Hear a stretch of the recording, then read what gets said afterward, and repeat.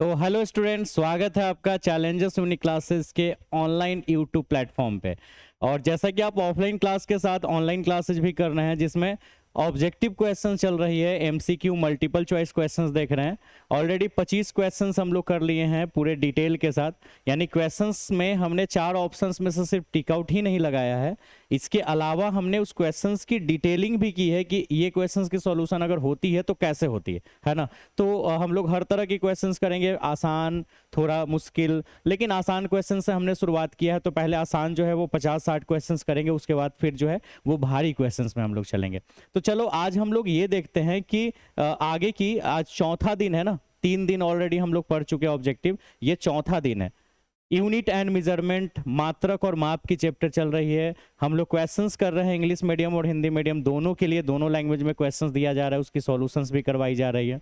तो जल्दी से आप इस वीडियो के लिंक को, क्वेश्चन शुरू करने से पहले इस वीडियो के लिंक को जो है वो आप डेफिनेटली अपने व्हाट्सएप स्टेटस में शेयर कर दीजिए, और दूसरे जगह भी पॉसिबल है तो शेयर करें अपने दोस्तों के पास, कि उनको भी ये जो वीडियो की प्रॉफिट मिल सके, उनको भी कुछ नॉलेज गेन हो सके हमारे वीडियो के थ्रू, और हमारे चैनल को भी प्यार मिल पाएगा। और वीडियो को जरूर लाइक कर दें, है ना, और लिंक को जरूर शेयर कर दें, और लाइव चैट में बने रहें और वहां पे आप अपनी आंसर डालें। तो चलो शुरुआत करते हैं। फिलहाल उस दिन हम लोगों ने टोटल अप्रोक्सीमेटली 25 क्वेश्चंस करा था। आज जो है वो 25वें के बाद आगे की क्वेश्चंस पे हम लोग चलते हैं और देखते हैं कि क्या क्या चीज है। तो चलो शुरुआत करते हैं। फिलहाल स्टार्टअप करने से पहले आप कॉपी कलम अपने पास जरूर रखेंगे, क्योंकि हो सकता है जरूरत पड़े, और अगर जरूरत पड़ गया तो आप उसको सॉल्यूशन करके आप कॉपी का यूज करेंगे, नहीं तो फिर बना जाएगा। तो चलो फिलहाल टॉपिक शुरुआत करते हैं। ठीक है, जस्ट वेट।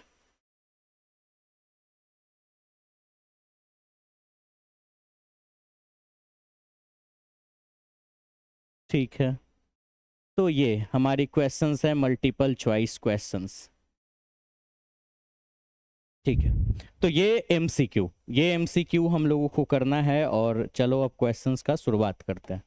ठीक है, सबसे पहला क्वेश्चन है, बल का विमीय सूत्र क्या है? What is the dimensional formula of force? बल का विमीय सूत्र। और ये क्वेश्चन सुन के ही तो मुस्कुराहट आ गई होगी चेहरे पे, क्योंकि ये क्वेश्चंस का आंसर तो सबको पता है। बल और ऊर्जा का हमने याद तो करवाया था। फोर्स यानी बल का विमीय सूत्र। जल्दी से कमेंट बॉक्स में आंसर दीजिए, ABCD में से कौन सा आंसर होगा फास्ट। और मेरे अंदाज से अभी जितने बच्चे लाइव देख रहे हैं वो सारे बच्चे को आंसर पता होगा, और आगे भी जो लाइव में देखे, लाइव के बाद भी देखेंगे, उनको भी आंसर पता होगा। ठीक है, उम्मीद है आपने आंसर दे दिया होगा अभी तक। तो जल्दी से, बल की विमीय सूत्र MLT के पावर -2, ये होता है बल की विमीय सूत्र MLT के पावर -2। क्यों? तो हमने एक्सप्लेन किया था, बल बराबर होता है द्रव्यमान गुना त्वरण। That means force equal to mass into acceleration. हम ऐसे शॉर्ट में F बराबर M में भी लिख सकते हैं। ठीक है, अब देखिए F बराबर M में, थोड़ा सा वायर को एडजस्ट कर ले। ठीक है, F बराबर M में। अब द्रव्यमान के लिए विमीय सूत्र तो L होता है ना बुआ, और त्वरण का तो तुमने पढ़ा है बार बार, LT के पावर -2। तो इस तरह से रिजल्ट हो जाता है MLT के पावर -2। जैसा कि आपने देखा आज के क्लास में, आज के ऑफलाइन क्लास में, होमोजिनिटी, प्रिंसिपल ऑफ होमोजिनिटी, एकरूपता का सिद्धांत हम लोग पढ़े, और उसमें एकरूपता का सिद्धांत यानी प्रिंसिपल ऑफ होमोजेनिटी आप तभी समझ सकते हैं, या फिर तभी आप उसके क्वेश्चंस को डील कर सकते हैं, जब आपको विमीय सूत्र आता है। तो विमीय सूत्र तो आपको आना चाहिए, इसलिए विमीय सूत्र की मैक्सिमम क्वेश्चन होती है। एयरफोर्स में, नेवी में, बिहार पुलिस में, ऐसे बहुत सारे एंट्रेंस एग्जाम में भी क्वेश्चन पूछ देता है, मतलब गवर्नमेंट जॉब वाली एग्जाम में। एंट्रेंस में तो पूछता ही है ना, लेकिन थोड़ा ये आसान क्वेश्चन है, तो IIT में तो नहीं पूछेगा, नीट में कभी कभी पूछ भी देता है, लेकिन थोड़ा सा क्वेश्चन का लेवल अलग होता है। तो विमीय सूत्र यानी डायमेंशनल फॉर्मूला आएगा तभी आप हार्ड क्वेश्चन कर पाएंगे। ठीक है, तो चलो अब नेक्स्ट क्वेश्चंस में चलते हैं। एक न्यूटन किसके बराबर होता है? एक न्यूटन किसके बराबर है? 1 newton is equal to, option है 10⁵ dyne, 10⁷ dyne, 10⁶ dyne and 10�3 dyne. इसमें से किसके बराबर होता है 1 न्यूटन? जल्दी से कमेंट बॉक्स में, लाइव चैट में आंसर दीजिए, हम आपके आंसर का वेट कर रहे हैं कि कौन सा आंसर होगा ABCD में। ठीक है, चलिए 5 4 3 2 और 1। ठीक है, अब आंसर देखिए, 1 न्यूटन 10 के पावर 5 डाइन के बराबर होता है, 10 के पावर 5। कैसे? तो देखो, हमने आपको बताया, अभी अभी जस्ट आपने पढ़ा F बराबर m में पिछला क्वेश्चंस में। अगर हम इसकी SI मात्रक बनाएं तो मास के लिए SI मात्रक kg होता है, और एक्सेलरेशन के लिए यानी त्वरण के लिए होता है मीटर पर सेकंड स्क्वायर। ये होती है SI यूनिट यानी SI मात्रक, SI मात्रक, ठीक है। लेकिन अगर हम CGS मात्रक की बात करें, CGS मात्रक की, तो सेम यही, थोड़ा सा चेंज आएगा कि किलोग्राम के जगह ग्राम, मीटर के जगह सेंटीमीटर, और सेकेंड स्क्वायर तो वही रहेगा पर सेकेंड स्क्वायर। समझ रहे हो बात? अब देखो, ये जो सेक्शन तुमको दिख रहा है ना बुआ, ये इसी का नाम न्यूटन रखा गया है। न्यूटन, हिंदी में भी न्यूटन, कैपिटल N से। और ये जो तुमको ग्राम सेंटीमीटर पर सेकेंड स्क्वायर दिख रहा है, इसको डाइन बोलते हैं। डाइन, शॉर्ट में भी डाइन ही लिखेंगे। तो केजी मीटर पर सेकेंड स्क्वायर को न्यूटन बोलते हैं, और ग्राम सेंटीमीटर पर सेकेंड स्क्वायर को डाइन बोलते हैं। अब कह रहा है कि आप बताइए कि एक न्यूटन में कितना डाइन है, तो न्यूटन को डाइन में बदलना होगा। तो अभी आप देखो यहाँ पे, एक न्यूटन का मतलब क्या है? 1 केजी मीटर पर सेकेंड स्क्वायर, एक न्यूटन का मतलब ये है। अब इस केजी मीटर पर सेकेंड स्क्वायर को इसमें बदल देते हैं, बड़ा सिंपल फॉर्म में। देखो, इसको अलग अलग करते हैं। 1 केजी को, अगर हम केजी का बात करें, थोड़ा ऐसे पार्ट बाई पार्ट कर देते हैं। 1 केजी, 1 मीटर और 1 सेकेंड स्क्वायर, ऐसे कर देते हैं, थोड़ा आसान लगेगा आपको। 1 न्यूटन, ध्यान से देखते जाना। 1 केजी को हम 1000 ग्राम लिख सकते हैं, क्योंकि मुझे न्यूटन को डाइन में बदलने के लिए केजी को ग्राम में बदलना होगा, मीटर को सेंटीमीटर में बदलना होगा, और सेकंड तो खैर बदलने की जरूरत नहीं है। तो 1 केजी को हमने 1000 ग्राम रख दिया, ग्राम में बदल गया। 1 मीटर को 100 सेंटीमीटर छोड़ देते हैं, और ये 1 पर सेकेंड स्क्वायर ऐसे ही रह गया। अब इधर देखते हैं। अब देखो, 1 न्यूटन बराबर, देखो ये 1000 और ये 100 है। 1000 और 100 ये सबको अगर एक साथ करें तो ये 10 का पावर 5 हो जाएगा, ठीक है। और ग्राम सेंटीमीटर पर सेकेंड स्क्वायर, ग्राम सेंटीमीटर पर सेकेंड स्क्वायर, और ये 1000 और ये 2 जीरो मिलके 1 लाख हो गया, है ना। और यानी कि 1 पर 5 जीरो, तो 10 के पावर 5। और अभी आप ध्यान दो, 1 न्यूटन बराबर 10 के पावर 5, ग्राम सेंटीमीटर पर सेकेंड स्क्वायर को ही तो डाइन कहते थे। तो 1 न्यूटन बराबर 10 के पावर 5 डाइन, ऐसा। तो 1 न्यूटन 10 के पावर 5 डाइन के बराबर होता है। और आपको पता है, इन सारे क्वेश्चंस का जो पीडीएफ है वो ग्रुप में जाता है, और फिर आप वहां से उसको मेंशन करते उतारते हो। मैंने भेजा भी आज पीडीएफ है, ठीक है। तो हम लोग नेक्स्ट क्वेश्चंस में चलते। इस तरह से इसकी आंसर 1 न्यूटन बराबर 10 के पावर 5 डाइन होता है, ठीक है। आगे बढ़ते, थोड़ा रिकॉर्डिंग भी चेक कर लेते हैं लाइव की हो रहा है कि नहीं। हाँ बिल्कुल हो रहा है, ठीक है। कभी कभी ऐसा होता है कि कट जाता है, वायर थोड़ा फंस रहा है, ठीक है। आगे क्वेश्चंस नंबर 20, अच्छा नंबरिंग थोड़ा मिसिंग हो गया, कोई बात नहीं। अब नंबरिंग सुधार लेना। 27 था, ये 28, 29। फिलहाल नंबर आगे पीछे हो सकता है, तुम जब अब कॉपी पे मेंशन करना तो नेम मेंशन अपना नंबरिंग सुधार लेना। फिलहाल कोई भी क्वेश्चन हो, ठीक है, ऐसे सुधार ही लेते हैं। 27 यहाँ है, ये 28 है, और यहाँ पे 29 कर देते हैं, ठीक है। एक मेरा फोन भी बज रहा है, थोड़ा देख ले कौन महानुभाव फोन किए।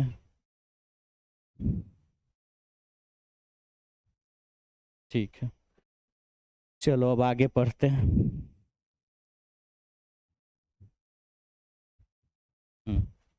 ठीक है, आगे क्वेश्चन है कि भौतिक मात्रा जिसकी कोई इकाई नहीं है वह है the physical quantity which has no unit.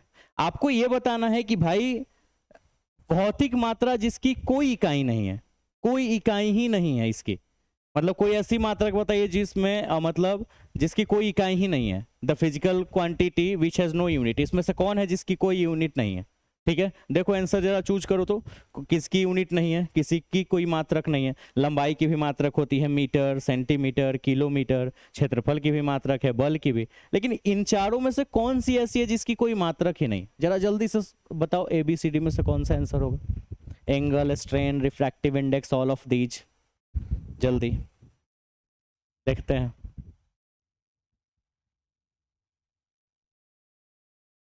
जल्दी जल्दी जल्दी, ठीक है।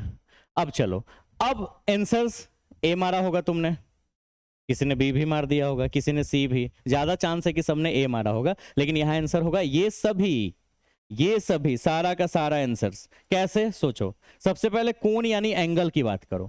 कोण बराबर होता है चाप बटा त्रिज्या, कोण बराबर चाप बटा त्रिज्या, यानी angle equal to arc by radius.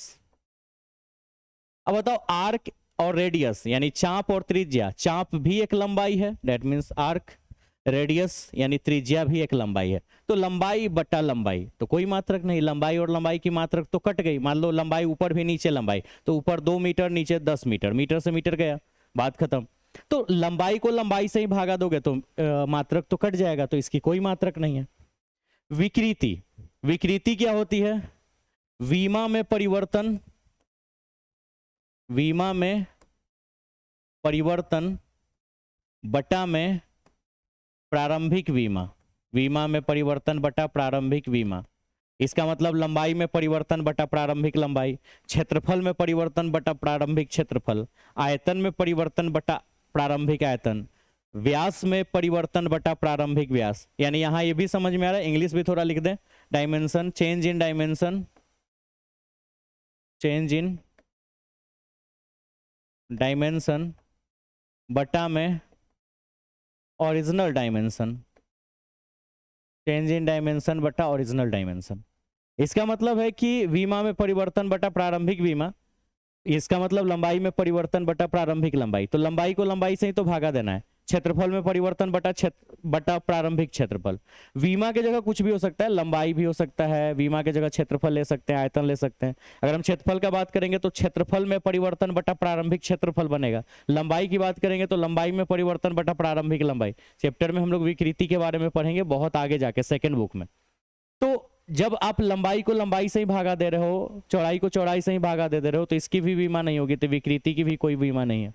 अब बात करते हैं अपवर्तनांक की। अपवर्तनांक भी इसी तरह का कुछ है, देखो अपवर्तनांक होता है निर्वात में प्रकाश का वेग, निर्वात में प्रकाश का वेग बटा में प्रारंभिक, सॉरी प्रारंभिक नहीं, माध्यम में प्रकाश का वेग, निर्वात में प्रकाश का वेग बटा में माध्यम में प्रकाश का वेग। तो यहां पे तुम देखो कि वेग को वेग से ही तो भागा दे रहे हो, निर्वात में प्रकाश का वेग और नीचे माध्यम में प्रकाश का वेग, तो वेग को वेग से ही भागा दे रहे हो, तो यहां भी मात्रक कट जाएगा, तो इसकी भी कोई मात्रक नहीं होगी। इंग्लिश में अगर इसकी बात करें तो velocity of light in vacuum,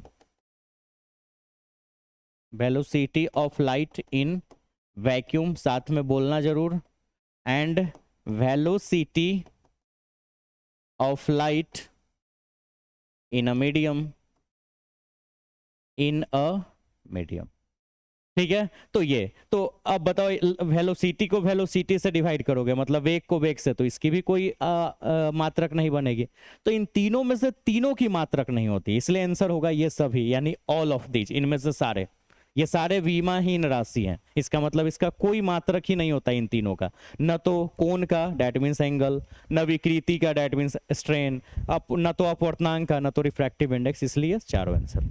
ठीक है, तुक्का में भी देखो किसका किसका सही हो। नेक्स्ट क्वेश्चंस में चलते हैं। 29 के बाद 30, 29 था ना, हाँ, तो 29 के बाद 30, नंबरिंग थोड़ा आगे पीछे हो गया, तो यहाँ पे 30 कर दे रहे। ठीक है, ज्योति तीव्रता की एसआई मात्रक, ये तो सबको पता होगा। ज्योति तीव्रता की एसआई मात्रक क्या है? लक्स, लूमेन, कैंडेला की stray radian. The SI unit of luminous intensity, luminous intensity जो आपकी फंडामेंटल क्वांटिटी है, जो 7 को हमने ट्रिक बताया था, mLT² लिए है ना, इसमें एक नाम आता है लुमिनस इंटेंसिटी का यहाँ पे, यानी ज्योति तीव्रता। तो इसकी एसआई मात्रक क्या है? जल्दी से कमेंट बॉक्स में आंसर दे, ABCD में से कौन सा आंसर होगा, जल्दी।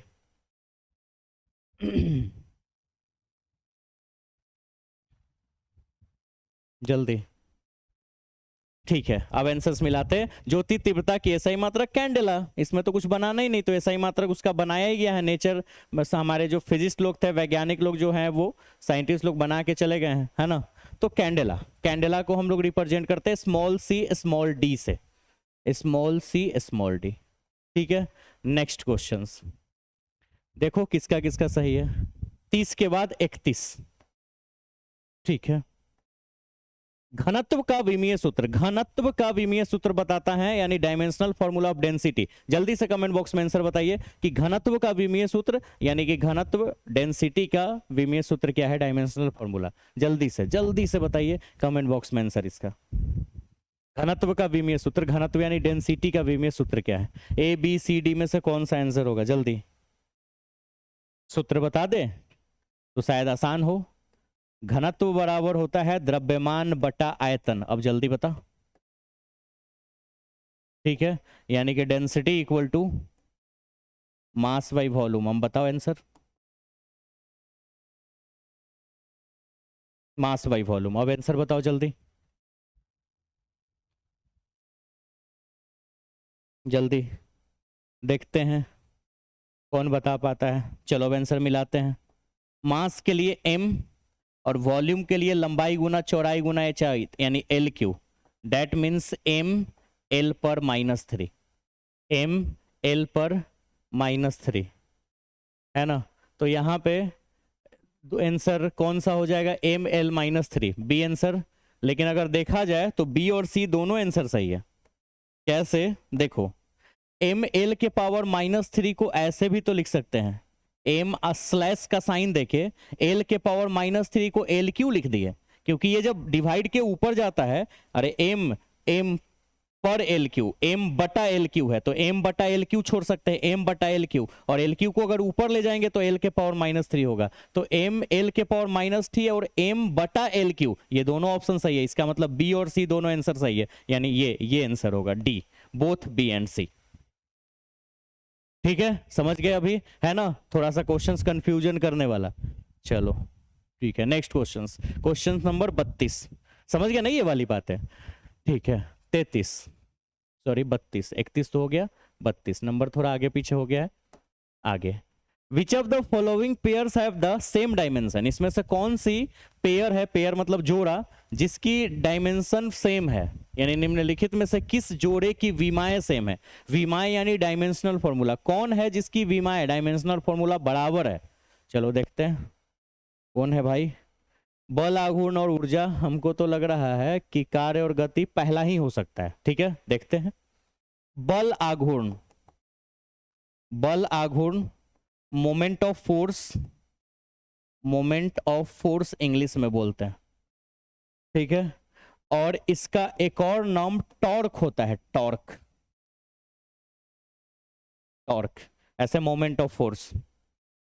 ये होता है बल गुना लंबवत दूरी। अब कौन लंबवत दूरी, वो बात की चीज है। फिलहाल हम यहाँ पे फोर्स इनटू परपेंडिकुलर डिस्टेंस अब निकालते हैं। बल का सबको पता है m l t पर -2, और लंबवत दूरी का हो गया l, दूरी एक लंबाई ही ना हुआ तो l, तो सॉल्व होके m l स्क्वायर t पर -2, m l स्क्वायर t पर -2। और आप देखो कि m l स्क्वायर t के पावर -2 ऊर्जा का भी होता है, एनर्जी का, याद है ना, एनर्जी का। तो इसका मतलब है कि यहाँ पे एनर्जी, यानी कि बल, आघूर्ण और एनर्जी, ऊर्जा वाला थ्योरी सही बता रहा है, मतलब यही आंसर होगा, ये टॉर्क एंड एनर्जी। ठीक है, क्वेश्चंस 32 हो गया, 33 ये तो सब लोग बता सकता है, अगर ये नहीं बताओगे तो फिर पिटाने वाला काम करोगे। चलो, वाट में किसकी मात्रा है? वाट किसकी मात्रा है? वाट में नहीं, सॉरी, वाट किसकी मात्रा है? Which quantity has the unit watt? इसमें से कौन है जिसकी यूनिट वाट है? वाट, ऊर्जा, बल, कार्य या पावर? पावर को यहां शक्ति लिख देते हैं। ठीक है, ये पावर सही, पावर इंग्लिश में वर्ड है। Energy, force, work and power, कौन है जिसकी जो मात्रक है वो शक्ति है? जल्दी से बताओ। ठीक है, अगेन एक मेरा फोन आ गया है, जब तक तुम आंसर चूज करके रखो हम फोन देख के आते हैं। कंपनी, एक मिनट। Hello, good afternoon. हाँ हाँ,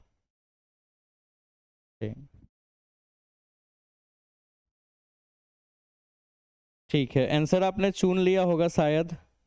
अब जस्ट हम आ ही रहे हैं आपके सामने आंसर बताने। ठीक है, तो वाट, वाट किसकी मात्रा है भाई?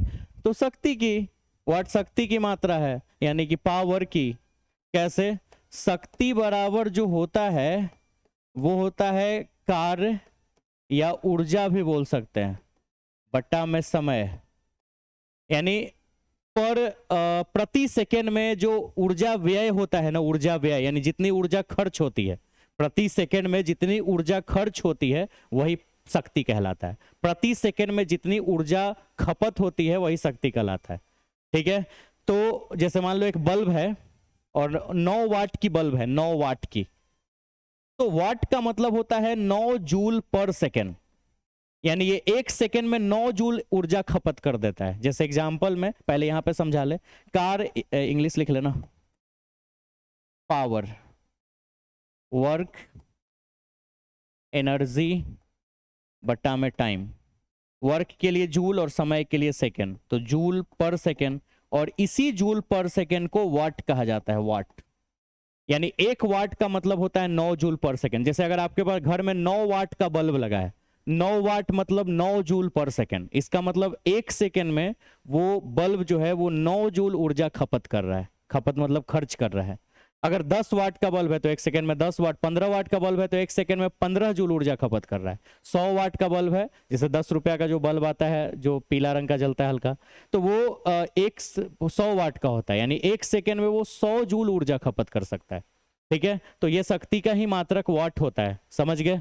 और वाट किसको कहते हैं? जूल पर सेकेंड को ही वाट कहा जाता है। ये भी एक साइंटिस्ट के नाम पे ही बना गया है। चलो नेक्स्ट, 33 के बाद 34, नंबरिंग सब में सुधार कर लेते हैं। ठीक है, कौन सी इकाई सही सम्मिलित नहीं है? इसमें से कौन सी, which is the not perfectly matched, इसमें से बताना है कि कौन परफेक्ट मैच नहीं कर रहा है। जैसे शक्ति का मात्रक लिखा है वाट, दाब का मात्रक लिखा है पास्कल, है ना, कार्य का मात्रक लिखा है जूल, और बल का मात्रक लिखा है डाइन। तो इसमें से कौन सम्मिलित नहीं, मतलब कौन सही नहीं है? यानी कि पावर का वाट, प्रेशर का पास्कल, वर्क का जूल और फोर्स का डाइन, मतलब इसमें से कौन सही नहीं है ये बताना है। अब बताओ आंसर, ABCD में से कौन सही नहीं है? देख लो जरा, हम जब तक रिकॉर्डिंग चेक कर लेते हैं। हाँ ठीक है, अकेले रहने पे थोड़ा चेक करना पड़ता है, नहीं तो बंद हो जाएगा, हम पढ़ाते रहेंगे। ठीक है